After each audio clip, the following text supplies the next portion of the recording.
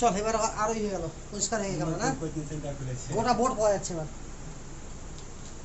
পাওয়া যাচ্ছে না গোটা বোর্ড। তো এবার শিখবো আমরা, এর আগে কি লাস্ট ক্লাসে কি শিখেছিলাম, compare double bond and OH, যদি একসঙ্গে থাকে তাহলে কোথায় গিয়ে আমার H+ অ্যাটাক করবে। এবার জানবো আমরা যে ডাবল বন্ড আর triple bond both are present in same compound, মানে একটা কম্পাউন্ডের মধ্যে ডাবল বন্ডও আছে ট্রিপল বন্ডও আছে, তাহলে অ্যাসিডিক মিডিয়ামে যখন রিঅ্যাকশন করব তাহলে কোথায় গিয়ে আমার অ্যাটাক মারবে H+টা, অর্থাৎ ডাবল বন্ডে নাকি ট্রিপল বন্ডে। তো ফর এক্সাম্পল আমি সিম্পল নিয়ে শুরু করবো, হ্যাঁ একেবারে সিম্পল জিনিস নিয়ে শুরু করছি, ডাবল বন্ড আছে এখানে H+, তাহলে অ্যাটাক করলে কি হবে, এখান থেকে ইলেকট্রনটা টানবে, আর এটা তো টানছিল নাকি, তো টানার পরে কোন দিকে পজিটিভ হবে, যেদিকে কার্বোক্যাটায়ন স্টেবল, তো এখানে তো এরকম কোনো ব্যাপার নাই, আছে দুদিকে তো সেম স্টেবল না, তো যে কোনো একদিকে H+ লাগালে হবে আর যে কোনো একদিকে কার্বন করলে হবে। ঠিক একই ভাবে যদি আমরা ট্রিপল বন্ডের কথা ভাবি তাহলে কি হবে, এখানেও এমন ভাবে না হবে যে একটা বন্ড ব্রেক করবে নাকি, তো একটাতে পজিটিভ হলো একটাতে H লাগলো, বোঝা গেল, আরে ওই পাই বন্ড ব্রেক করলো লাগলো। এখন কোশ্চেন হচ্ছে এটা বিক্রিয়া ঘটবে আমার না এটা ঘটবে, তো এখানে কার্বনের হাইব্রিডাইজেশন হয়েছে sp2 আর এখানে কার্বনের হাইব্রিডাইজেশন হয়েছে sp, তো s ক্যারেক্টার এখানে 50% আর এখানে s ক্যারেক্টার কত 33.3%, তাহলে s ক্যারেক্টার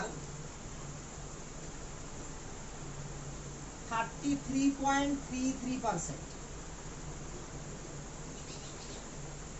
আর এখানে s character 50%। on increasing s character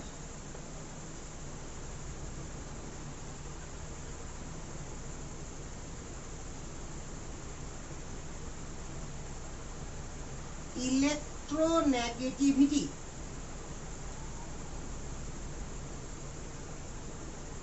also increases, on increasing s character electronegativity also increases। তাহলে এই কার্বনের তড়িৎ-ঋণাত্মকতা বেশি না এই কার্বনের বেশি, এই কার্বনের তড়িৎ-ঋণাত্মকতা বেশি, তো যে কার্বনের তড়িৎ-ঋণাত্মকতা বেশি তার ইলেকট্রন দান করার টেন্ডেন্সি বেশি না গ্রহণ করার টেন্ডেন্সি বেশি, গ্রহণ করার টেন্ডেন্সি বেশি, তাহলে এখান থেকে ইলেকট্রন ইজিলি গ্রহণ করতে পারবে অপেক্ষাকৃত এর থেকে। আরে ক্লিয়ার না, ক্লিয়ার না, তাহলে রিঅ্যাকশন ফাস্ট কোথায় হবে ডাবল বন্ডে, কার থেকে ট্রিপল বন্ডে। আর একবার বলি, যখন আমার এস ক্যারেক্টার বাড়বে সেম অ্যাটমের, একই অ্যাটম কিন্তু ডিফারেন্ট ডিফারেন্ট এস ক্যারেক্টার আছে হাইব্রিডাইজেশন ডিফারেন্ট হওয়ার জন্য, তো ডিফারেন্ট এস ক্যারেক্টার যদি থাকে ডিফারেন্ট হাইব্রিডাইজেশন যদি থাকে তাহলে যার ক্ষেত্রে এস ক্যারেক্টার বেশি হবে তার তড়িৎ-ঋণাত্মকতা বেশি হবে, আর তড়িৎ-ঋণাত্মকতা বেশি মানে ইলেকট্রনকে হোল্ড করে রাখার টেন্ডেন্সি বেশি, গ্রহণ করার টেন্ডেন্সি বেশি, দান করার টেন্ডেন্সি কম। আর রিঅ্যাকশন হতে গেলে আমাকে ইলেকট্রন দান করতে হচ্ছে পাই বন্ড রূপে বা পাই ইলেকট্রন রূপে, ইলেকট্রনকে দান করতে হচ্ছে, তাহলে ইজিলি কে দান করবে ডাবল বন্ড, কার থেকে ট্রিপল বন্ড থেকে, সেই জন্য রিঅ্যাকশন কোথায় হবে ডাবল বন্ডে। তাহলে ডাবল আর ট্রিপল একসঙ্গে প্রেজেন্ট থাকলে রেট আমার ডাবল বন্ডের বেশি হবে ট্রিপল থেকে। ক্লিয়ার, মিটাবো এতটুকু, তাড়াতাড়ি জুড়ে নে, সব বলছি, এমন কোনো কোশ্চেন রেখেছি আমি যে বলিনি নিচে, যা হবে না হবে আমি বলা শেষ করার পরে কোনো কোশ্চেন আশা করি থাকবে না কারো।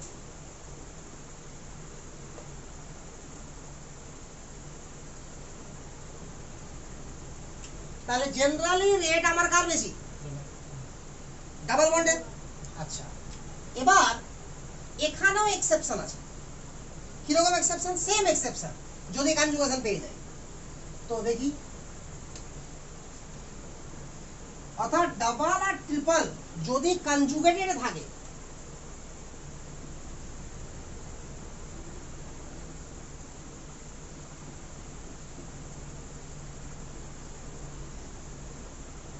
আশেপাশে যা আছে আছে তো ডাবল সিঙ্গেল ট্রিপল এই যে কনজুগেশনে আছে কি ডাবল আর ট্রিপল আছে, তাহলে এই ক্ষেত্রে আমার H প্লাস এর অ্যাটাক হবে, এখানে এক্সেপশন, এটা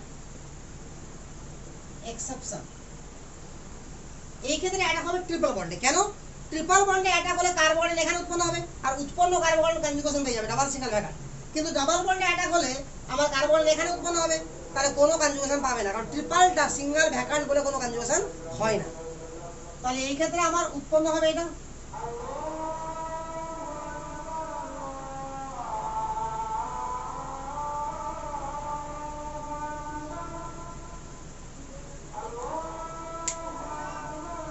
ক্লিয়ার? একটু অফ করে দিই, আগানটা হয়ে যাক।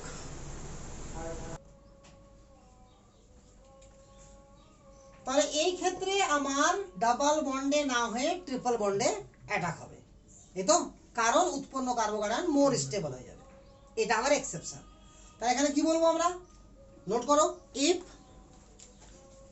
Double and triple, if double and triple bond present in a molecule, if double and triple bond present in a molecule, usually H plus attack,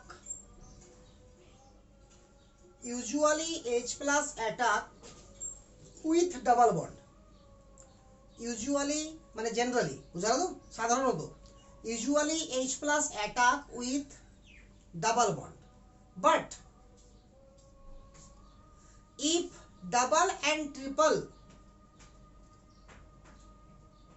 but if double and triple are conjugated,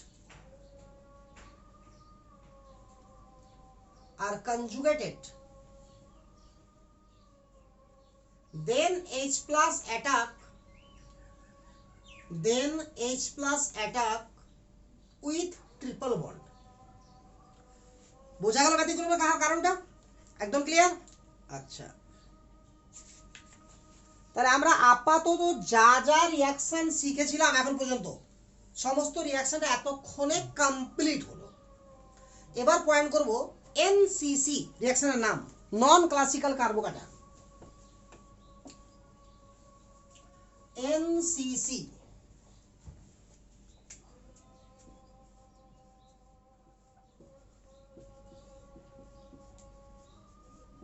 non classical carbocation, এই রিঅ্যাকশনটা খুবই একটা সহজ সরল reaction according to higher secondary, আবার খুবই tough reaction according to NEET and IIT. কেন? যে এই রিঅ্যাকশনের আরেকটা নাম হচ্ছে স্টেরিও স্পেসিফিক রিঅ্যাকশন। এটা স্টেরিও স্পেসিফিক রিঅ্যাকশন কাকে বলা হয়? এক জোড়া জিওমেট্রিক্যাল আইসোমার বা এক জোড়া আমার স্টেরিও আইসোমার, এক জোড়া আইসোমার, একটা সিস নিলাম, ট্রান্স নিলাম, বা ই নিলাম, জেড নিলাম, বা আর নিলাম, এস নিলাম, আরে ক্লিয়ার তো? তো এক জোড়া স্টেরিও আইসোমার যাদের সঙ্গে সেম জিনিসের রিঅ্যাকশন করব, ঠিক আছে তো, উৎপন্ন যে যৌগটা হবে আলাদা আলাদা হবে এবং ওরাও একে অপরের স্টেরিও আইসোমার হবে। এরকম ভাবে যদি কোনো রিঅ্যাকশন হয় তবে তাকে বলা হবে স্টেরিও স্পেসিফিক রিঅ্যাকশন। তো এখানে আমাকে অনেক ডিপলি ঢুকতে হবে রিঅ্যাকশনটাতে, তাহলে আমি এটা ক্লিয়ার হব। বাট হায়ার সেকেন্ডারির পয়েন্ট অফ ভিউয়ে একেবারে পাতি reaction. Higher secondary point of ভিউয়ে রিঅ্যাকশনটাকে আমরা এভাবে শিখি, সিম্পল ওয়ার্ডের রিঅ্যাকশন শিখি আমরা। সি ডাবল বন্ড সি, এখানে Br2 দেওয়া হবে ইন প্রেজেন্স অফ CCl4, আমার ডাবল বন্ডটা ভেঙে সিঙ্গেল বন্ড হয়ে গেল, দুদিকে দুটা Br লেগে গেল। এই হচ্ছে কাহিনী। এটা বারবার তোমরা করেছো রিঅ্যাকশনটা কোথায়? অসম্পৃক্ততা পরীক্ষা করার জন্য, যে লাল বর্ণের ব্রোমিন জলের মধ্যে কোনো অসম্পৃক্ত যৌগ প্রবাহ করলে যৌগটা কি হয়? দ্রব্যটা বর্ণহীন হয়ে যায়। যদি বর্ণহীন হয় তো যৌগটা অসম্পৃক্ত ছিল, আর বর্ণহীন না হলে যৌগটা অসম্পৃক্ত ছিল না, ঠিক আছে তো? তো যেহেতু রিঅ্যাকশনটা সিম্পল ভাবে শিখলাম বলে রিঅ্যাকশনের মেকানিজমটাও সিম্পল ভাবে শিখবো আমরা, ঠিক আছে তো? রিঅ্যাকশনটা হচ্ছে কি করে আবারও বলি, যে এই যে আমার CH2 ডাবল বন্ড CH2 আছে, সরি CH2 বলছি, এর H জোড়া আছে আমার, তাহলে এখানে পাই বন্ড আছে একটা, তাহলে এখানে ইলেকট্রন ক্লাউড হাই আছে, এখানেও হাই আছে, মানে বেশি আছে ইলেকট্রন ডেনসিটি। তো ব্রোমিন যখন আসলো আমার, তাহলে ব্রোমিনের তো বন্ড পেয়ার ইলেকট্রন আছে না নাই? তো দুটো ব্রোমিনের যখন বন্ড পেয়ার ইলেকট্রন আছে, তো এই ইলেকট্রনের সঙ্গে এই ইলেকট্রনের রিপালশন হবে, আবার দাঁড়াতে হবে, কিছু করার নাই। তো এখানে যে ইলেকট্রন ডেনসিটি আছে, তো ব্রোমিন যখন ঘোরাঘুরি করছে এর সঙ্গে, তখন কি হচ্ছে যে ব্রোমিনের যে বন্ড পেয়ার ইলেকট্রন আছে এখানে, তো এখানেও তো বন্ড পেয়ার মুভ করছে ভাবে, আরে মুভ করছে করছে না, তাহলে এই ইলেকট্রন আর এই ইলেকট্রনের মধ্যে কি ঘটবে? রিপালশন ঘটবে। ফলে যেই রিপালশন হবে, তো এই ইলেকট্রনটা যেই দিকে সরে যাবে সামান্য, এখানে ডেল্টা পজিটিভ হয়ে যাবে, এখানে ডেল্টা, তখন কি হবে? এটা ফটাফট অ্যাটাক মারি দিবে এখানে। তাহলে এটা যেই অ্যাটাক মারলো, এই বন্ডটা কমপ্লিটলি ব্রেক করে গেল। তাহলে কত কি হচ্ছে একবারে বোঝা যাচ্ছে? তাহলে লাস্ট অফ দি আমার সিচুয়েশনটা এরকম দাঁড়ালো, আর একটা Br মাইনাস হয়ে গেল। এখানে এতো ইলেকট্রন যেহেতু চলে গেছে এখান থেকে, যে কমপ্লিট পজিটিভ হয়ে গেছে, কিন্তু ইলেকট্রন পেয়েছে তো কিছু নাই, বলে এখানে আছে কি ডেল্টা পজিটিভ, এখানেও আছে ডেল্টা পজিটিভ, এখানেও আছে ডেল্টা পজিটিভ। একদম ক্লিয়ার? এবার এই দুটার মধ্যে যেখানে আমার কার্বোক্যাটায়ন মোর স্টেবল হবে, সেখানে কার্বোক্যাটায়ন হবে। আপাতত দুদিকে সেম আছে, আরে ক্লিয়ার না? ক্লিয়ার না?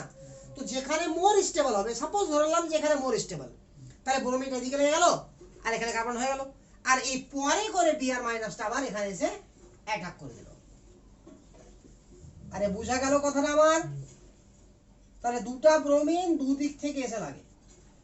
একদম ক্লিয়ার? ক্লিয়ার না? এবার যে 3D পিকচার আমরা ভাবতে শুরু করি, তাহলে আমার স্পেসিফিক রিঅ্যাকশনটা আমরা বলতে পারবো। বুঝা গেল? তত ভেবে লাভ নাই, রিঅ্যাকশনটা এইভাবে আমাকে মনে রাখতে হবে যে ডাবল বন্ড হোক বা ট্রিপল বন্ড হোক, ট্রিপল বন্ড হলেও হবে রিঅ্যাকশন, তো একটা বন্ড ভাঙবে আর দুটো থেকেই যাবে, দুদিকে দুটো Br লেগে যাবে। একদম ক্লিয়ার? ফটাফট তুলে নাও।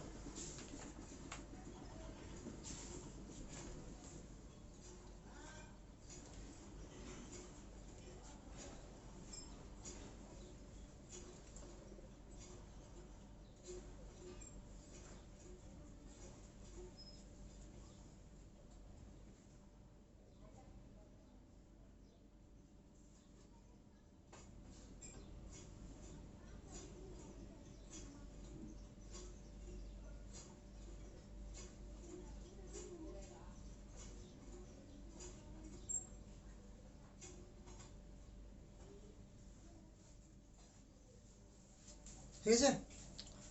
এবার পয়েন্ট করো ওজোনোলিসিস।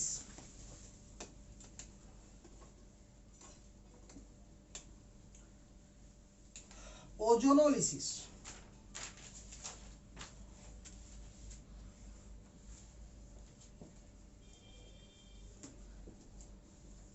এই রিঅ্যাকশন তোমরা সবাই জানো। এটাও সাপোজ আমি এভাবে লিখছি,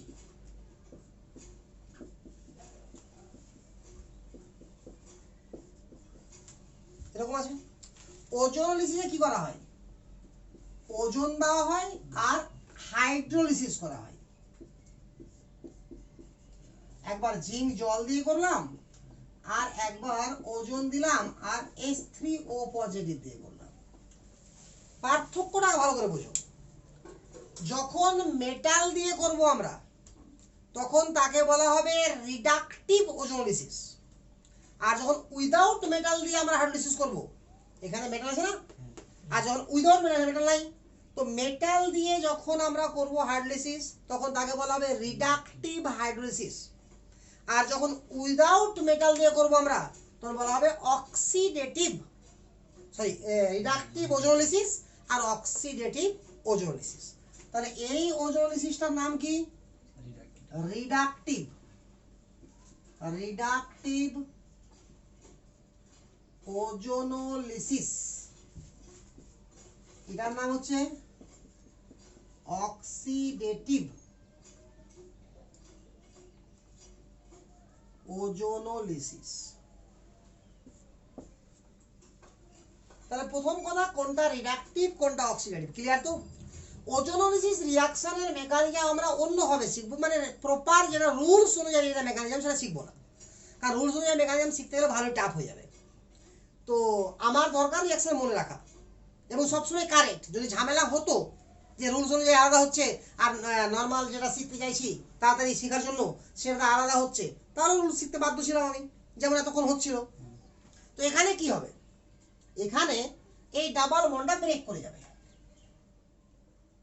ঠিক আছে, আর দুদিকে দুটো ও লেগে যাবে, বাস কাহিনী শেষ। অর্থাৎ পিএইচ CH3 ডাবল বন্ড ও হয়ে গেল, প্লাস এখানে আরেকটা হয়ে গেল ডাবল বন্ড, এদিকে H হয়ে গেল, এদিকে CH3 হয়ে গেল, বুঝা গেল। বাট এখানে কি হবে, এই রিডাকটিভ আর অক্সিডেটিভে কোনো পার্থক্য থাকতো না যদি কার্বন, যে দুটো কার্বনের মধ্যে ডাবল বন্ড হয়েছে তার কাছে H না থাকে। এখানে লক্ষ্য করো, এটা কি উৎপন্ন হয়েছে, কিটোন, এটা কি উৎপন্ন হয়েছে, অ্যালডিহাইড। তো যদি আমার দুটাই কিটোন উৎপন্ন হতো তাহলে রিডাকটিভ আর অক্সিডেটিভের কোনো ব্যাপার নাই। কিন্তু যদি আমার অ্যালডিহাইড উৎপন্ন হয়ে যায় তাহলে অক্সিডেটিভ ওটা জারণ হয়ে অ্যাসিড হয়ে যাবে, অর্থাৎ এইচটা কি হয়ে যাবে, OH হয়ে যাবে। ফর এক্সাম্পল এখানে তাহলে কি হওয়া উচিত, ডাবল বন্ড হয়ে গেল, এখানে ডাবল বন্ড হলো, এটা যেখানে H থাকবে সেটা OH যাবে, H না থাকলে কোনো ব্যাপারই ছিল না, বুঝা গেল। আরো একটা এক্সাম্পল করছি, বাস ক্লিয়ার হয়ে যাবো। আরো একটা জায়গায় দুটো করে দিচ্ছি আরো। আবার যদি এরকম হয় যে এখানেও H আছে এখানেও H আছে, দুটো H হয়ে যাবে না, আবার একটা H হবে, যতগুলো H থাকুক না কেন, ঠিক আছে, মিটাই।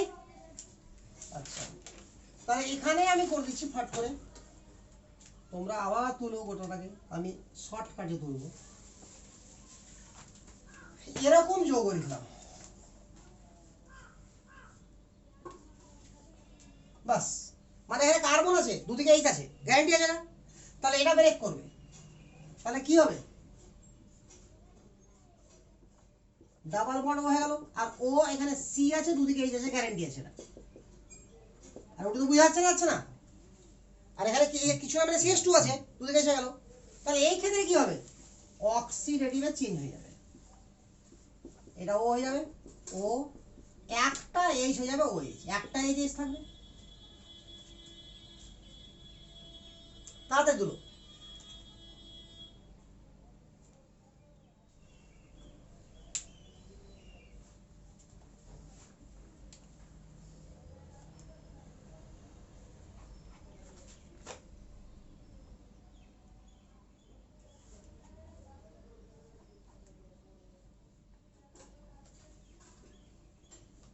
ঠিক আছে, আচ্ছা এবার যদি আমি এটা না দিয়ে এরকম দিতাম,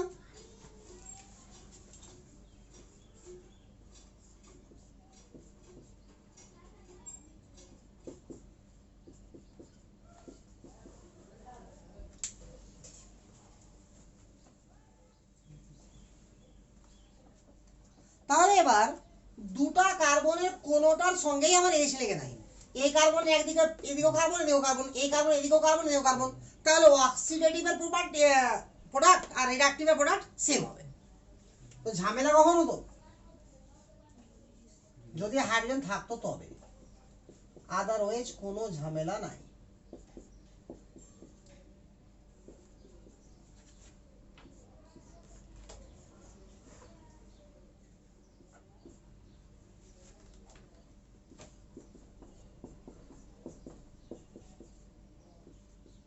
তাহলে ওজোলিসিস ক্লিয়ার,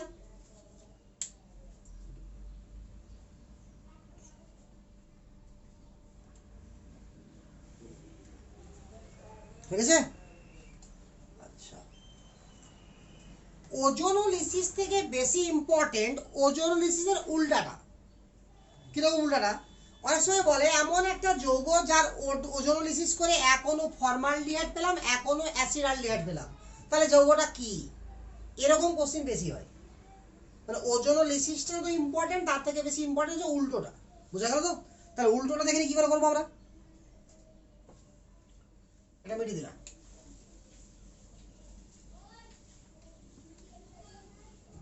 আমাকে বলে দেওয়া হয়েছে যে ওজোনোলিসিস প্রোডাক্ট, ওজোনোলিসিস প্রোডাক্ট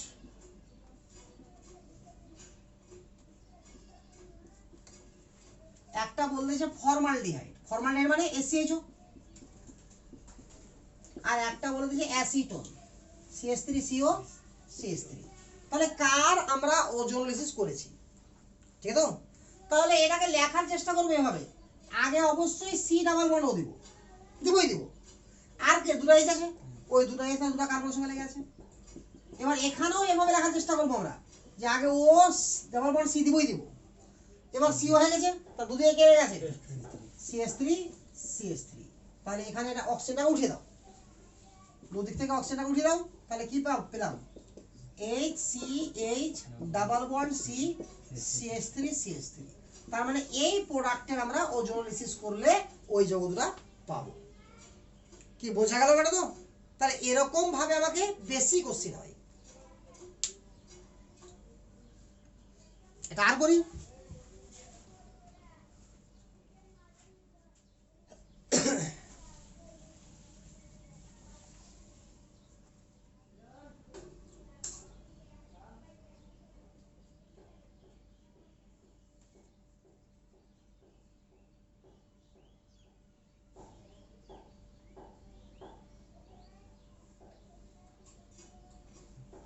বুঝছে?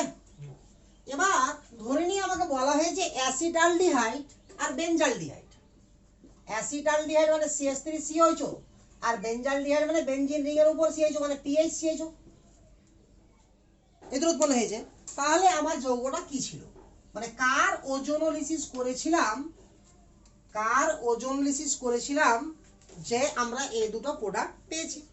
তাহলে আবারও বললাম কি, প্রথমে আমি কি লিখবো, C ডাবল বন্ড O, একদিকে CH3 একদিকে H, শিওর না বোঝা যাচ্ছে?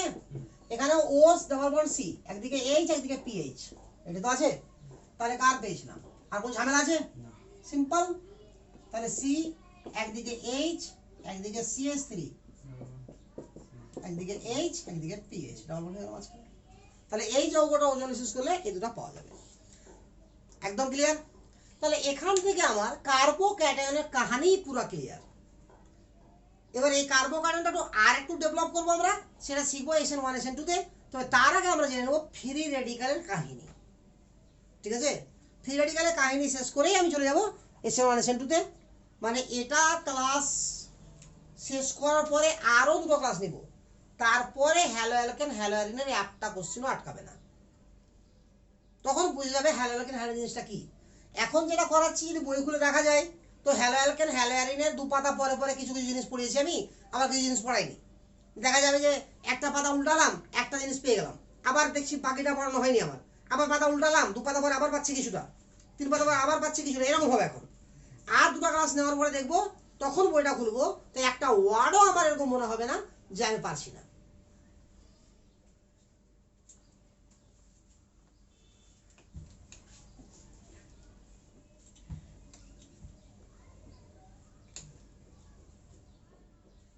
এটা 6 নম্বর ক্লাস চলছে, মানে 8টা ক্লাস লাগবে মোট, তাহলে আমার hello alkane hello arene clear হয়ে যাবে। তবে তারপরে আর বেশি ক্লাস লাগবে না, তারপরে কার্বো অ্যানায়ন করতে আমাকে ক্লাস লেগে যাবে প্রায় 4টা থেকে 5টা, বা 4টাই ধরে নিই, 4টা ক্লাস লাগবে। কার্বো অ্যানায়ন করার পরে কার্বিন করতে লাগবে মাত্র 1টা ক্লাস, মানে 5টা ক্লাস। তারপরে লাগবে অ্যালকোহল ফেনল ইথার করতে লাগবে মাত্র 2টা ক্লাস, তারপরে আবার 7টা ক্লাস করব, তাহলে অ্যালকোহল ফেনল ইথার শেষ হবে। তারপরে আবার aldehyde ketone chapter acid chapter এত বড়, কিন্তু মাত্র 4টা ক্লাসে শেষ হয়ে যাবে। আবার নাইট্রোজেন কন্টেনিং কম্পাউন্ড এত বড় চ্যাপ্টার, কিন্তু আমার 3টা ক্লাসেই শেষ হয়ে যাবে। 3টা তো হবে না, 3টা আর 3টা 6টা ক্লাস লাগবে। তাহলে এখনো 7 4 11 আর 6 17, আর 6টা চলছে, 17 6 23, ওই 24 থেকে 25টা ক্লাস ম্যাক্সিমাম। 30টা ক্লাস নিলে জীবযৌন পলিমার সব শেষ হয়ে যাবে। মানে লাস্টের যে কয়টা চ্যাপ্টার আছে, কেমিস্ট্রি অ্যান্ড এভরিডে লাইফ, জীবজ মলিকুল, পলিমার, মানে অর্গানিকের পার্ট ছাড়া ওটাকেও অর্গানিক ধরা হয়, আবার অর্গানিক নাও ধরা হয়, তো সবগুলো শেষ করে 30টা ক্লাস লাগবে। তো যাই হোক, ধৈর্য সহকারে পড়তে হবে একটু, আর রোজকার রোজ পড়ার পর যদি বই খোলা যায়, তাহলে মনে হবে যে কি পড়ছি না পড়ছি কিছু বুঝাই যাবে না, কারণ বইয়ে তো কিছু পাবো না। তাহলে পয়েন্ট করো ফ্রি র্যাডিক্যাল। ফ্রি র্যাডিক্যাল 1 তো এলি না কেন? Free radical.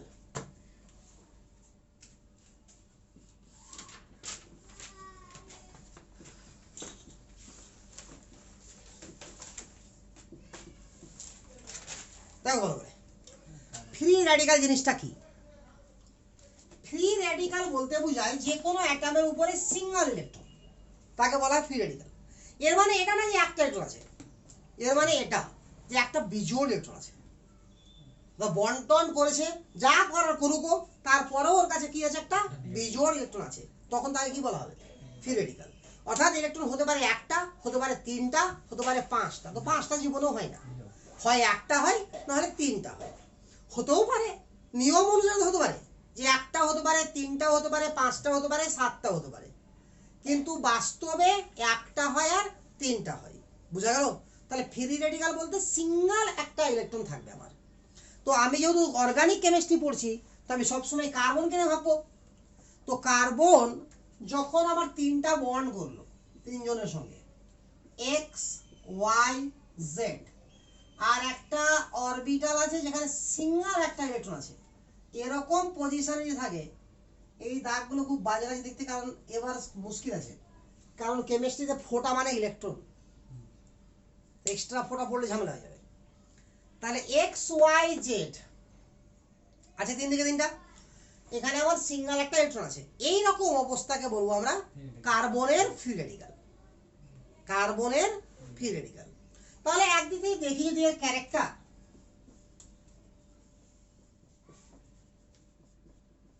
ক্যারেক্টারিস্টিক্স, তাহলে প্রথমে কি দেখতে হয়? Near by electron. Near by electron অর্থাৎ কার্বনের নিজস্ব ইলেকট্রন কটা আছে। তো তিনটা বন্ডে তিনটা ইলেকট্রন ইউজ হয়েছে কার্বনের, না হয়নি? হয়েছে।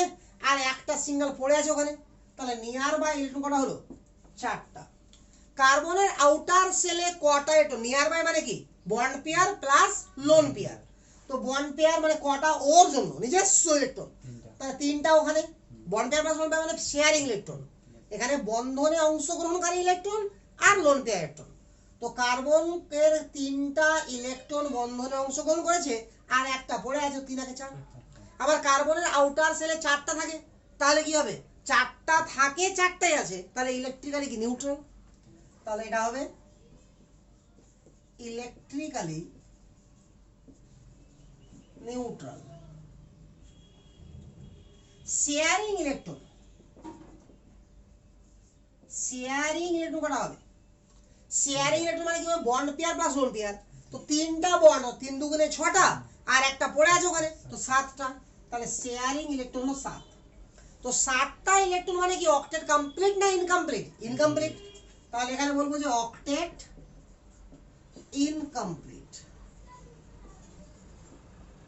তাহলে আবারও বলবো যে এক্স ওয়াই জেড যদি ইলেকট্রন ডোনেটিং গ্রুপ হয়, তাহলে ফ্রি র্যাডিক্যাল স্টেবিলিটি বাড়বে, কারণ ইলেকট্রন অক্টেট ইনকমপ্লিট মানে কি? Electron deficient.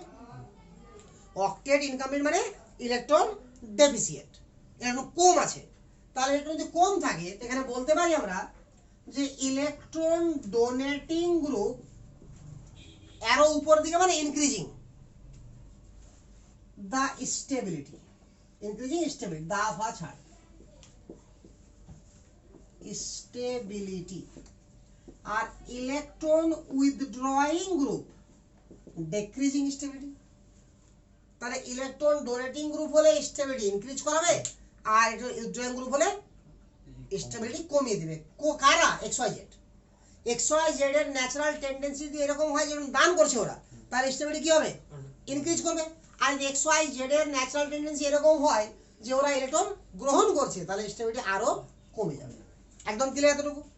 তাহলে এটা হলো ফ্রি র্যাডিক্যালকে জানা। কার্বোক্যাটায়ন যখন পড়েছিলাম, তোমরা কি পড়েছিলাম? যে কার্বোক্যাটায়ন যখনই উৎপন্ন হবে ওর ন্যাচারাল টেন্ডেন্সি হচ্ছে রিঅ্যারেঞ্জ হওয়া। তো ফ্রি র্যাডিক্যাল যখনই উৎপন্ন হবে, এরও তো কিছু ন্যাচারাল টেন্ডেন্সি আছে। তো আগে জানবো যে natural tendency of free radical, এটাই মেন জিনিস। সবসময় প্রত্যেকটা ইন্টারমিডিয়েটের ন্যাচারাল টেন্ডেন্সিটাই মেন জিনিস।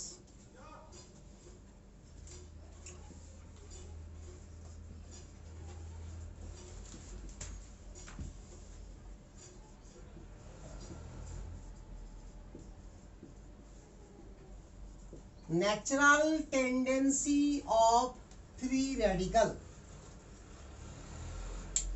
Natural tendency of free radical. তো ফ্রি রেডিক্যালের দু ধরনের টেন্ডেন্সি দেখায়, তার বেশি না। একটা টেন্ডেন্সির নাম হচ্ছে কম্বিনেশন, কম্বিনেশন মানে যুক্ত হওয়া, কম্বাইন মানে যুক্ত হওয়া না, তো কম্বাইন থেকে এসে কম্বিনেশন। আর একটা টেন্ডেন্সি হচ্ছে ডিসপ্রপোর্শনেশন,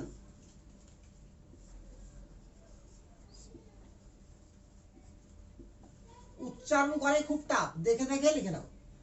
ডিসপ্রপোর্শনেশন, ডিসপ্রপোর্শনেশন ক্লাস 11 এ পড়েছিলাম আমরা, যে কাকে বলা হয়। কম্প্রপোর্শনেশন আর ডিসপ্রপোর্শনেশন বিক্রিয়া রেডক্সে জারণ বিজারণ চ্যাপ্টারে। যদি কোনো রাসায়নিক বিক্রিয়ায় একই পদার্থ জারক এবং বিজারক উভয় রূপে কাজ করে, তবে তাকে বলা হয় ডিসপ্রপোর্শনেশন রিঅ্যাকশন। বুঝা তো? তো যদি কোনো বিক্রিয়ায় একই পদার্থ জারক রূপেও কাজ করে বিজারক রূপেও কাজ করে, তবে তাকে কি বলা হবে? ডিসপ্রপোর্শনেশন রিঅ্যাকশন। এখন কম্প্রপোর্শনেশন রিঅ্যাকশনের প্রয়োজন নাই, আমার যাব না। তো ডিসপ্রপোর্শনেশন রিঅ্যাকশন মানে কি বোঝা গেল, আর কম্বিনেশন মানে যুক্ত হয়ে যাওয়া। এই দুটা ছাড়া 3 নম্বর কোনো টেন্ডেন্সি আর ওর নাই। বুঝা গেল? তাহলে এবার জানি যে কম্বিনেশন জিনিসটা কি আর ডিসপ্রপোর্শনেশন জিনিসটা কি। তাহলে ফার্স্টে পয়েন্ট করো কম্বিনেশন। কম্বিনেশন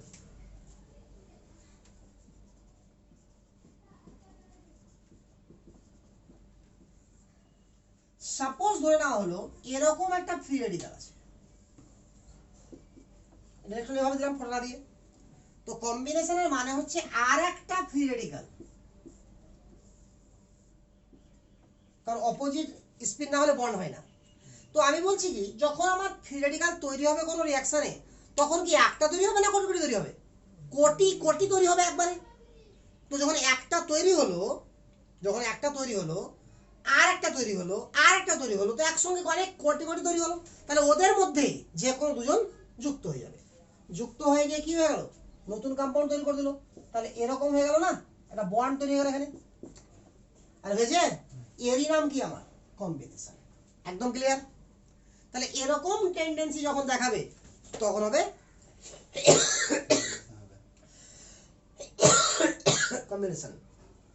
ফর এক্সাম্পল, যদি আমার CH3 ডট থিওরিটিক্যাল কোথাও উৎপন্ন হয়েছে, তো এর মানে তো এটা না যে একটা তৈরি হয়েছে, অনেকগুলো তৈরি হয়েছে। তাহলে এটা আর একটা এরকম ফ্রি রেডিক্যালের সঙ্গে যুক্ত হয়ে উৎপন্ন করে দেবে CH3 CH3।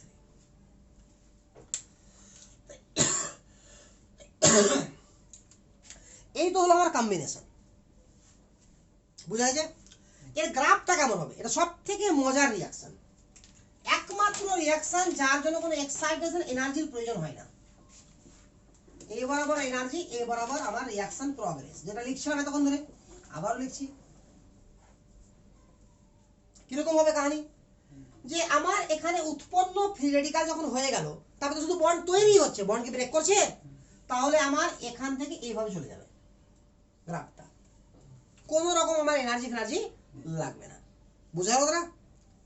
মানে একমাত্র রিঅ্যাকশন ফ্রি রেডিক্যাল রিঅ্যাকশন যেখানে কম্বিনেশন রিঅ্যাকশনে কি হয়, কোনো এনার্জি সাপ্লাই করতে হয় না। তার মানে ভাবো একটু যে কত দ্রুত রিঅ্যাকশন হবে। তাহলে এনার্জি দিতে গেলে তো রিঅ্যাকশন আমার স্লো হয় না, যত বেশি এনার্জি লাগবে তত বেশি স্লো হবে, কারণ ওই পরিমাণ এনার্জি আমি সাপ্লাই করতে পারবো, তবেই তো রিঅ্যাকশন হবে। কিন্তু যত কম এনার্জি লাগবে বা যেটুকু এনার্জি লাগবে সেটুকু পরিবেশই দিয়ে দিচ্ছে, তাহলে রিঅ্যাকশন কি হবে? ফাস্ট হবে। তো এখানে তো লাগছেই না, তাহলে কত ফাস্ট হবে? তাহলে যদি কম্বিনেশন হওয়ার সুযোগ থাকে, তো অন্য কোনো রিঅ্যাকশন আর হবে না, সবসময় কি হবে? কম্বিনেশন হবে। এবার চলি ডিসপ্রপোর্শনেশন। ওই জিনিসটা কি? তারপর দুটাকে নিয়ে চিন্তা করবো যে কখন কি হবে। ক্লিয়ার হতে দাও আগে আমাকে, তার কোশ্চিন করবা। তার আগে কোনো কোশ্চিন না, আশা করি কোনো কোশ্চিন থাকবে না আমি পড়ানোর পরে, কারণ কোশ্চিন করার সুযোগ তো নাই।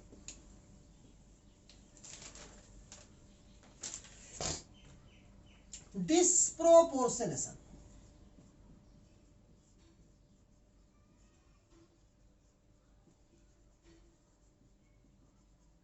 ডিসপ্রপোর্শনেশন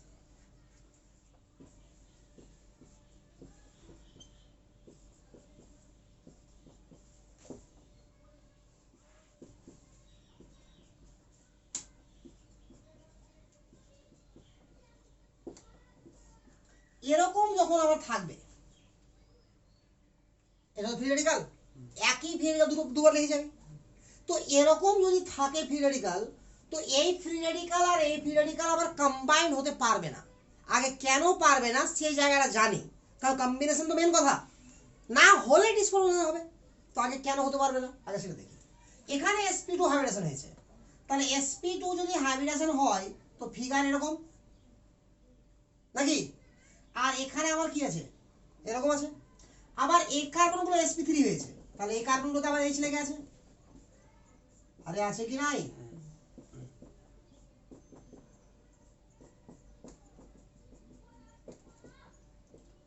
এরকম আছে। আর একটা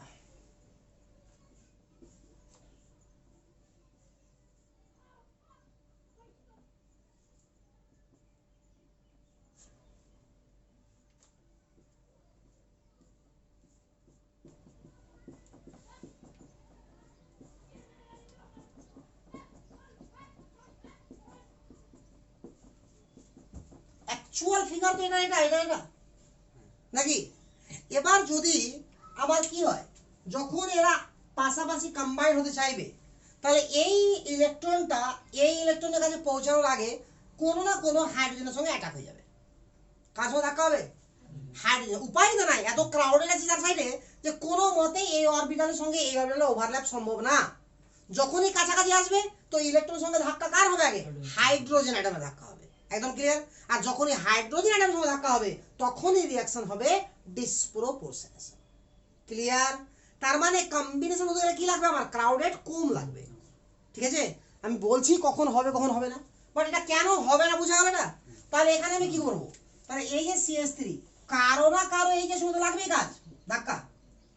আরে কথা বুঝা গেল না, কেন না কোনো না কোনো যে সঙ্গে লাগবে ধাক্কাটা।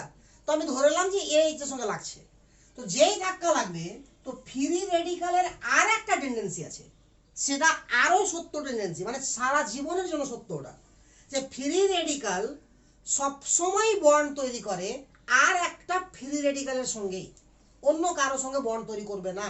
ভাই কারো কাছে লোন পেয়ে গোটা গ্রহণ করলো বা কারো ভ্যাকান্ট নিয়ে এলো, এরকমের সঙ্গে কখনো বন্ড হবে না।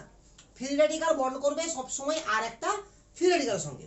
তাহলে এই ফ্রি রেডিকাল যদি বন্ড করতে হয় তাহলে এর সঙ্গে তো পারছে না, তাহলে আমাকে মাঝপথে একটা ফ্রি রেডিকাল তৈরি করতে হবে। আর ফ্রি রেডিকাল তখনই তৈরি হয়, আমি স্টার্টিংয়ে বলেছিলাম, যখন সমবিভাজন হয়। ইলেকট্রোফাইল তৈরি করতে গিয়ে বলেছিলাম না, সমবিভাজন আর অসম বিভাজন। অসম বিভাজন তৈরি হলে কি হবে, ইলেকট্রোফাইল আর নিউক্লিওফাইল তৈরি হবে, প্লাস আর মাইনাস। কিন্তু সমবিভাজন হলে কি হবে, একটা ইলেকট্রন এ নিয়ে এলো, একটা ইলেকট্রন এ নিয়ে এলো, ক্লিয়ার। তখন কি হবে, এর সঙ্গে এটা যুক্ত হয়ে যাবে, এর ফ্রি হয়ে গেল। দেখো ভালো করে, তাহলে এর ফ্রি রেডিকালের সঙ্গে যুক্ত হয়ে গেল, আর এখানে যে এটা ফ্রি রেডিকাল হলো আর এখানে তো আছে, তো একই মলিকুলের মধ্যে আছে, এটা বহু ফাস্ট রিঅ্যাকশন হবে। তাহলে ওরা দুজন মিলে কি করবে, ডাবল বন্ড করে নেবে, ক্লিয়ার না ক্লিয়ার না। তাহলে আমার ফাইনাল প্রোডাক্ট কি হলো, CH3 CH3 CH3H plus CH2 double bond C CH3 CH3, একদম ক্লিয়ার। তাহলে এইরকম রিঅ্যাকশন হবে। এবার রিঅ্যাকশনটাকে ডিসপ্রপোর্শনেশন কেন বলছি, আমরা জারণ বিজারণ কাকে বলি, হাইড্রোজেন গ্রহণকে আমরা কি বলি, আরে অক্সিজেন গ্রহণকে জারণ নাকি, হাইড্রোজেন বেরিয়ে যাওয়ার বিজারণ। আবার হাইড্রোজেন গ্রহণকে কি বলবো, বিজারণ, আর হাইড্রোজেন চলে যাওয়াটা কি, জারণ। তাহলে এই যৌগটা কি করছে, হাইড্রোজেনকে গ্রহণ করছে, আর এই যৌগটা কি করছে, হাইড্রোজেনকে বর্জন করছে। তাহলে একজনের জারণ হয়েছে, একজনের বিজারণ হয়েছে, দুটো তো একই জিনিস, ওই জন্য এটা কি বলা হয়, ডিসপ্রপোর্শনেশন রিঅ্যাকশন, একদম ক্লিয়ার। এবার আমাকে জানতে হবে যে কখন আমার ডিসপ্রপোর্শনেশন হবে আর কখন আমার কম্বিনেশন হবে। তো আমি আপাতত এতটুকু তো বুঝে গেছি যে ক্রাউডেড যদি বেশি হয় তাহলে ডিসপ্রপোর্শনেশন, আর ক্রাউডেড যদি কম হয় তো কম্বিনেশন, ক্লিয়ার। আচ্ছা,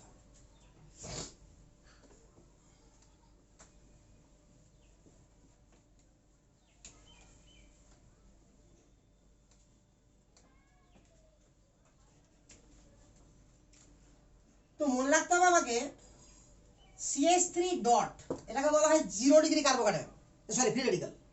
কারণ এর আশেপাশে কোনো কার্বন কার্বন তো নাই। আর যদি এরকম হয় আর CH2 ডট, তাহলে এই ফ্রি রেডিকাল যে কার্বনের উপর আছে তার একদিকে কার্বন আছে, আর আছে কি না, তাহলে কোনো 1 ডিগ্রি। এরকম ভাবে কার্ভ কাটানো হতো 1 ডিগ্রি 2 ডিগ্রি 3 ডিগ্রি নাকি। আর সিএইচ আর 2 ডিগ্রি, আর সি আর আর 3 ডিগ্রি। তাহলে আমরা ধরি এই দুটাকে লেস ক্রাউডেড আর এটাকে ধরি মোর ক্রাউডেড, এটাকে ধরি মডারেট, না তো লেস না তো মোর। বুঝা গেল না? তাহলে এই দুটা যদি থাকে লেস ক্রাউডেড বলে কম্বিনেশন হবে, এটা যদি থাকে তো ডিসপ্রপোর্শনেশন হবে।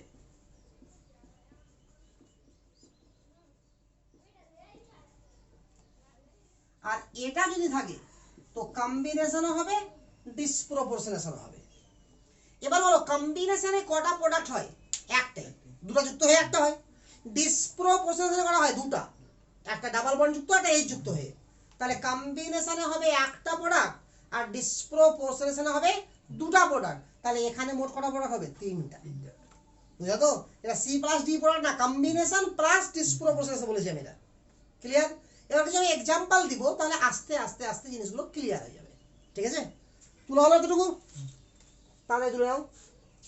আমি বেশ কিছু এক্সাম্পল দেবো এবং এক্সাম্পলগুলো করবো, তাহলে আমি অনেকটা ক্লিয়ার হয়ে যাবো, অনেকটা মানে ভালোই ক্লিয়ার হয়ে যাবো। কিছু এক্সাম্পল করতে করতে আমি পুরো ক্লিয়ার হয়ে যাবো যে জিনিসটা কি। কারণ এটা ক্লিয়ার না হলে মুশকিল আছে। আর ক্লিয়ার তো হতেই হবে, কিছু করার নাই, না ক্লিয়ার হয়ে উপায় আছে? আমি এটা একবার লিখলাম, এর মানে এটা একটা নয়, অসংখ্য আছে।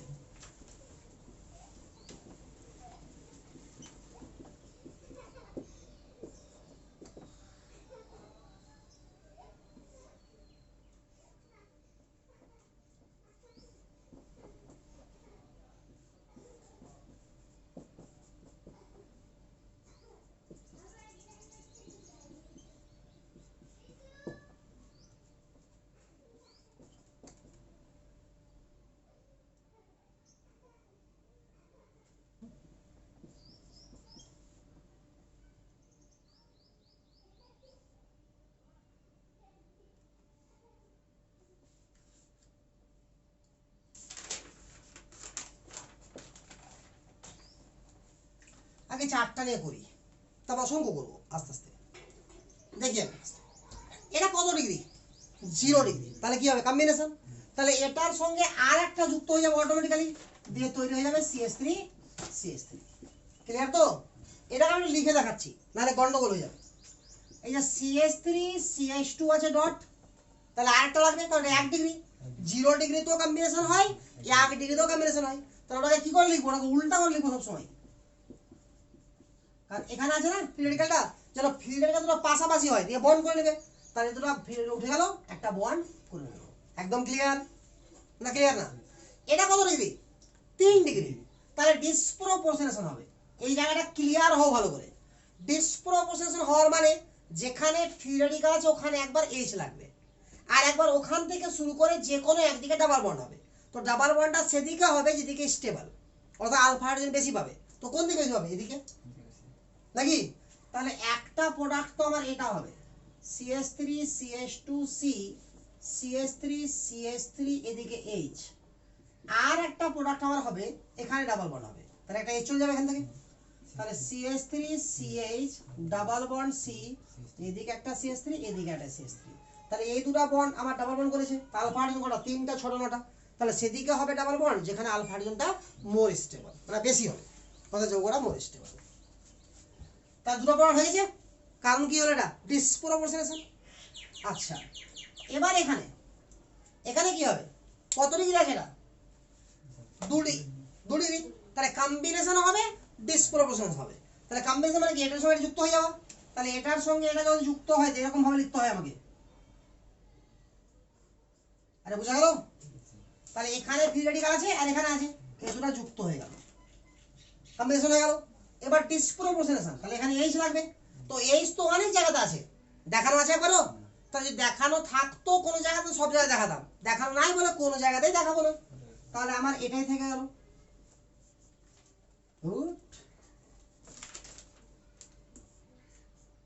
আর একবার কি করবো? ডাবল বন্ড লাগাবো। তো ডাবল বন্ড এখান থেকে এদিকেও হতে পারে, এখান থেকে এদিকেও হতে পারে। তাহলে নিচের দিকে হলে আমার বেশি আলফা হাইড্রোজেন পাবো, তো নিচের দিকে হবে।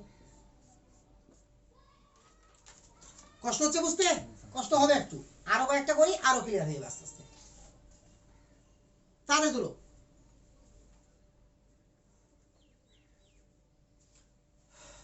মেটাই এতটুকু। কয়েকটা এক্সাম্পল আরো করি। আরে এটা করতে করতে প্রায় 15-20টার মতো করবো, বাস হয়ে যাবে। 4টা তো হলোই, 5 নম্বর করি এবার। একটা একটা করে নম্বর দিচ্ছি, একটা একটা করে করছি, হ্যাঁ, তাহলে সুবিধা হবে। এটা কত ডিগ্রি? 2 ডিগ্রি।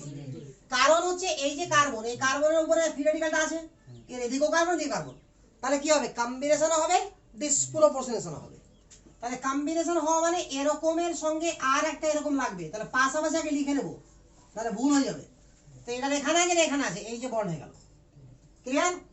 ক্লিয়ার? দেখো আগে, শুধু তুললে হয় না। ডিসপ্রপোর্শনেশন মানে একবার এইচ লাগবে, তো এইচ তো দিলেই কি আর না দিলেই কি? কেন? কারণ অনেক জায়গায় এইচ আছে, দাও তো নাই, ওটা দিব না। আর একবার কি, এটা থেকে ডাবল বন্ড, এদিকে এদিকে একই তো ব্যাপার, তো যে কোনো একদিকে ডাবল বন্ড করে দেওয়া হবে, কিন্তু ওটা থেকেই হবে ডাবল বন্ডটা। হয়ে গেছে? যদি আমি এরকম যৌগ করি, আবারও 2 ডিগ্রি, তাহলে আবারও কম্বিনেশন হবে প্লাস ডিসপ্রপোর্শনেশন হবে। তো আমাকে লক্ষ্য রাখতে হবে যে কম্বিনেশন মানে কি? যুক্ত হওয়া, এখানে আছে, তাহলে পাশাপাশি লিখতেই হবে, অর্থাৎ এই অবস্থাতে লিখতে হবে, কারণ যেখানে ফ্রি রেডিকাল তার পাশে মিথাইল আছে, তাহলে এই দুটো কি হয়ে যাবে? যুক্ত হয়ে যাবে, হয়ে গেল একটা প্রোডাক্ট। প্লাস একবার এইচ লাগবে এখানে, তো এইচ লাগালেই কি আর না লাগালেই কি, হয়ে গেল প্রোডাক্ট। আর একবার ডাবল বন্ড হবে, তো ডাবল বন্ড হবে এটা থেকে এদিকে ডাবল বন্ড দিই আর এদিকে দিই, সেম হচ্ছে? সেম হচ্ছে না, এদিকে দিলে আলফা হাইড্রোজেন বেশি পাচ্ছি, তাহলে এদিকে হবে।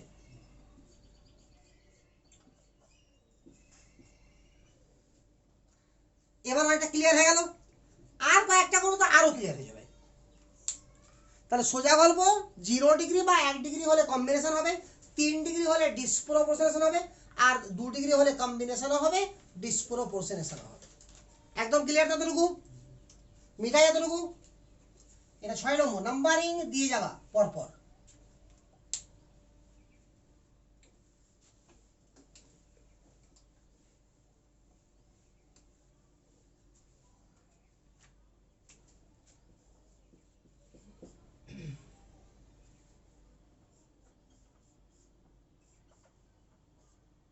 এটা কত ডিগ্রি? 3 ডিগ্রি।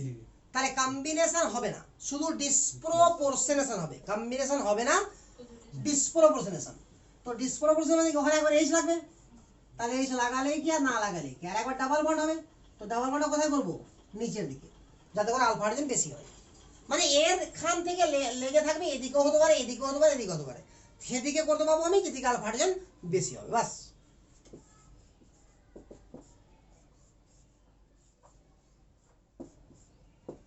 এটা আছে, আবারও 3 ডিগ্রি নাকি? তাহলে কি হবে? এবার একবার ওটাই থেকে যাবে, আর একবার ডাবল বন্ড, তো ডাবল বন্ডটা সেদিকে করবো যেদিকে আলফা হাইড্রোজেন বেশি, এদিকে বেশি হবে। বুঝে যাচ্ছে? আলফা হাইড্রোজেন তো গুনতে শিখে গেছো, তার ঝামেলা নাই। তাহলে 1 ডিগ্রি থাকলে কি হবে, 2 ডিগ্রি থাকলে কি হবে, 3 ডিগ্রি থাকলে কি হবে, বুঝে গেছো তো? এবার একটা যৌগের মধ্যে যদি দুটা জায়গাতে ফ্রি রেডিকাল থাকে তাহলে কি হবে? অবশ্যই দুটো জায়গাতে থাকবে, তো পাশাপাশি থাকবে, চিন্তা করতে হবে না।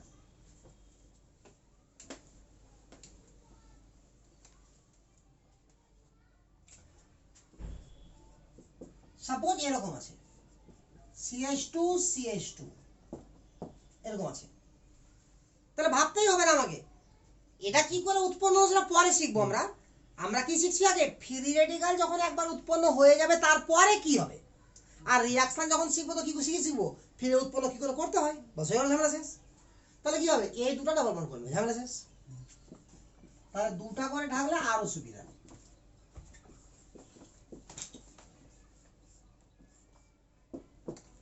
যদি এরকম থাকে তাহলে কি হবে?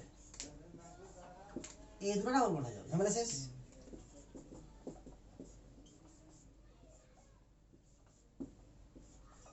এরকম যদি থাকে তো নতুন একটা বন্ড তৈরি হবে এখানে।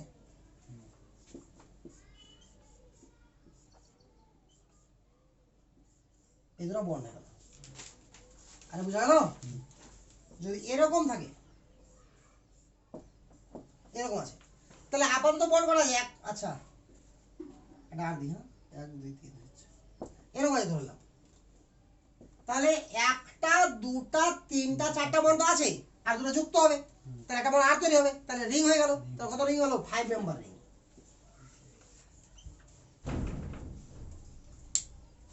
হয়েছে? ফটাফট তুলো, আরো অনেকগুলো করাবো এরকম, তাহলে ক্লিয়ার হয়ে যাবো সম্পূর্ণ।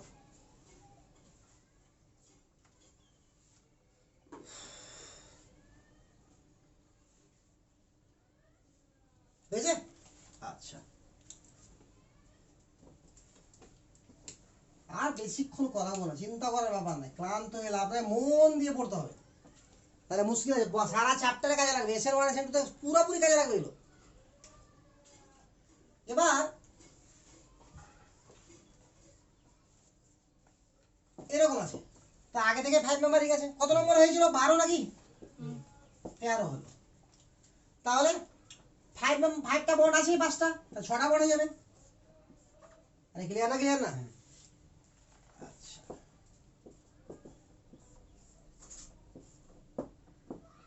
আচ্ছা আগে এটা দেখি, এটি থাকে কত মেম্বার রিং হবে? 4 মেম্বার হয়ে যাবে, 3টা আছে।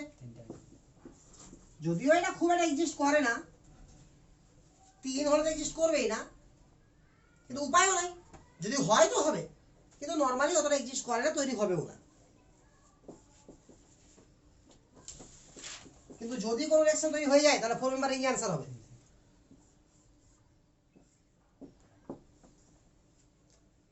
এটা যদি হয় তো কি করব? এটা যদি হয় তাহলে এরকম যদি করে দিই, আর কোন এক জায়গাতে ডাবল বন্ড হলো না, আর ডাবল বন্ড এক কোথায়ও তো কোথাও থাকবে, এটা হবে না। গঠনটা দেখুন স্যার, এই স্টোরিটা অবশ্যই দেখবো, কারণ আগেই বেশি স্টেবল ছিল, কারণ double single single electron, double single single electron, তো যখন দেখবো ফ্রি রেডিকাল আগে থেকে কনজুগেশনে ছিল, তখন এরকম ভাবে যুক্ত হতে পারবে না। তাহলে কি হবে দেখো, আগে এই যে ডাবল বন্ডটা আছে, এটা ভেঙে যাবে, ভেঙে একটা ইলেকট্রন এখানে আসবে আর একটা ইলেকট্রন এখানে আসবে, আসলো, আর এটা ইলেকট্রনের সঙ্গে এটা ডাবল বন্ড করবে, আর এটার সঙ্গে এটা ডাবল বন্ড করবে, তাহলে অ্যান্সার হবে, বুঝা গেল কি? একদম ক্লিয়ার?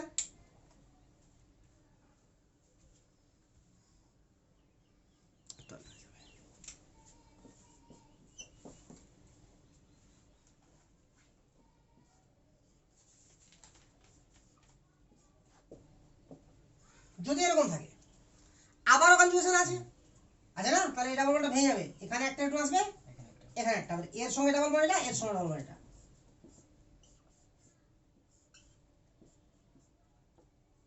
হয়েছে? বললাম না ছোট বড় কত ক্লিয়ার হয়ে যাবে, একদম হয়ে যাবে লোক। আচ্ছা,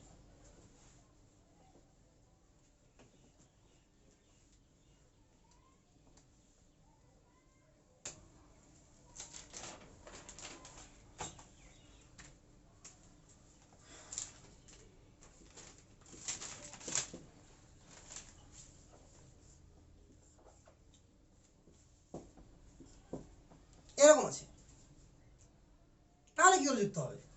এরকম করে বন্ধ করে দেবো? হবে না। তো এটাকে করার জন্য আমি একটু এদিকে রাফ করছি, তাহলে ভালো করে বুঝতে পারবো। এটা আছে তো? আচ্ছা এটা আছে না, দেখো তো, আচ্ছা লেখা দিতে পারে কিনা? এবার দুটোর মধ্যে অবলম্বন করে দাও, তাহলে আমার ফাইনালি আনসার কি দাঁড়াবে? দিতে হচ্ছে কত উদ্ভট উদ্ভট কম্পাউন্ড তৈরি হচ্ছে। আরে বুঝা গেল? এই ধরনের কম্পাউন্ড বলা হয় বাইসাইক্লিক কম্পাউন্ড, বাইসাইক্লিক কম্পাউন্ড, এদের নোমেনক্লেচারের সিস্টেমই আলাদা আছে।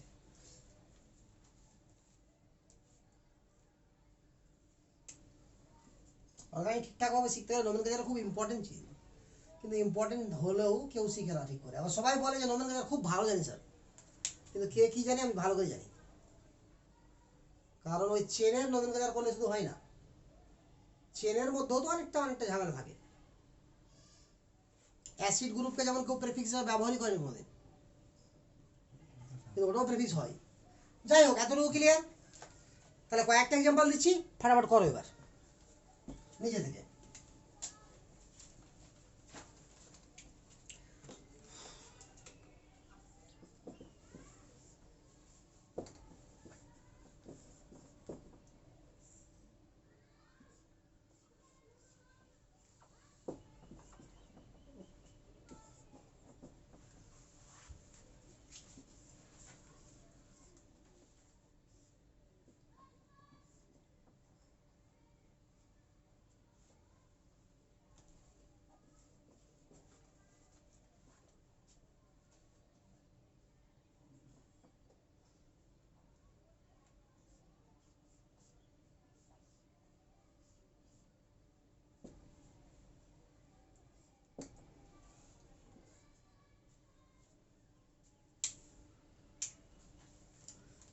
এই চারটা ফাটাফট করো, লাগু সময়।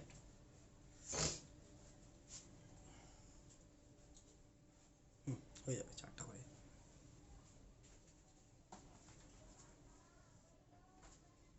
দিয়ে দি বোতল।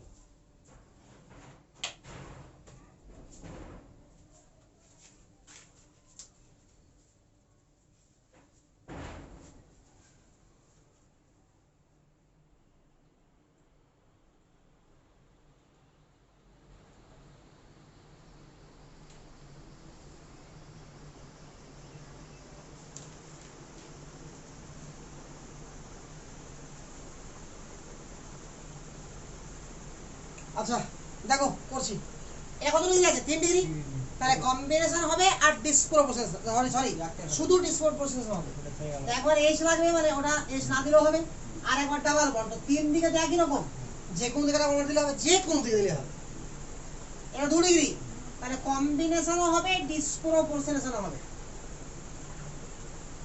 মিলে কি তোমাদের অ্যানসারের সঙ্গে? কম্বিনেশন ডিসপ্রপোর্শনাল একবার ওটাই থেকে যাবে, আর একবার হয়ে যাবে ওখান থেকে যে কোনো দিকে ডাবল বন্ড। আরে হয়ে গেছে। 3 নম্বরে একবার এটা থেকে গেল, এটা কারণ ডিসপ্রপোর্শনাল হবে শুধু। এখানে ডাবল বন্ড হলে আমার আলফা বেশি থাকবে, ওটা হবে। আর 4 নম্বরে এই দুটোর মধ্যে যুক্ত হয়ে যায়, বাস কাহিনী শেষ।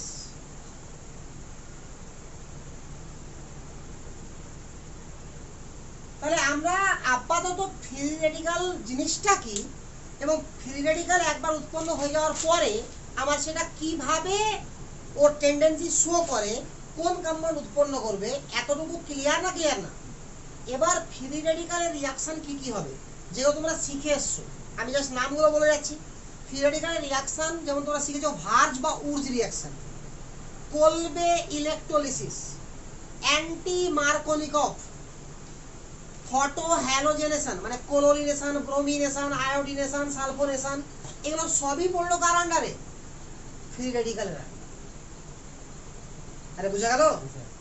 তারপরে আসবে SN1 SN2, তারপরে আসবে E1 E2, তারপরে আসবে E1 CB, তারপরে এগুলো করলেও হবে না করলেও হবে। বাট তারপরে আরো 3-4টা রিঅ্যাকশন আছে, যদি নিট কভার করি তো সেটাও লাগবে, আর হায়ার সেকেন্ডারি কভার করি তো E1 CB থেকে শেষ, ঠিক আছে? তবে যতটা করবো সেটা নিট শুদ্ধ কভার করবো, আর যেটা শুধু নিটে আছে হায়ার সেকেন্ডারি নাই সেটা করবো। এই হচ্ছে ব্যাপারটা। তাহলে আপাতত থাক, এবার নেক্সট দিন বাকিটা করা যাবে।